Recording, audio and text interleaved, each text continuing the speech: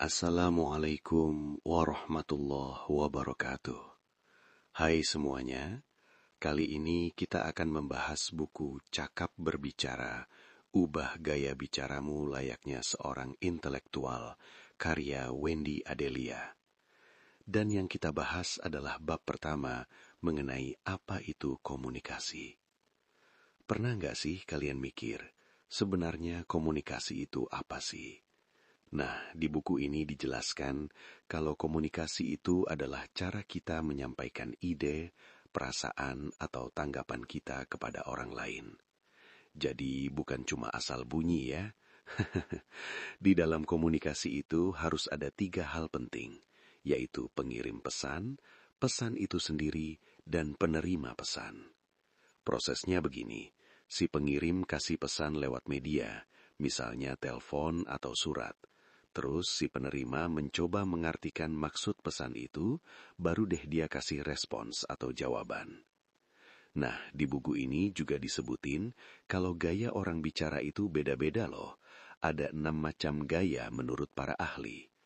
Pertama, ada yang namanya the controlling style atau gaya mengendalikan. Orang yang pakai gaya ini biasanya suka memaksa, mengatur, dan membatasi pendapat orang lain. Dia maunya komunikasi satu arah saja, atau one-way communication. Artinya dia cuma mau ngomong, tapi gak mau dengerin. Wah, capek juga ya kalau ketemu orang kayak gini. Biasanya dia pakai kekuasaannya buat perintah-perintah. Terus yang kedua, ada the equalitarian style, atau gaya kesamaan. Nah, kalau ini enak nih, karena komunikasinya dilakukan secara terbuka. Setiap orang punya hak yang sama buat ngomong dan kasih usul. Keputusannya pun diambil lewat mufakat atau suara bulat, jadi adil buat semuanya.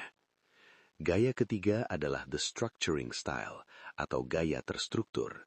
Gaya ini biasanya dipakai buat kasih perintah yang jelas, atau jadwal tugas biar kerjaan di kantor atau organisasi jadi lebih rapi.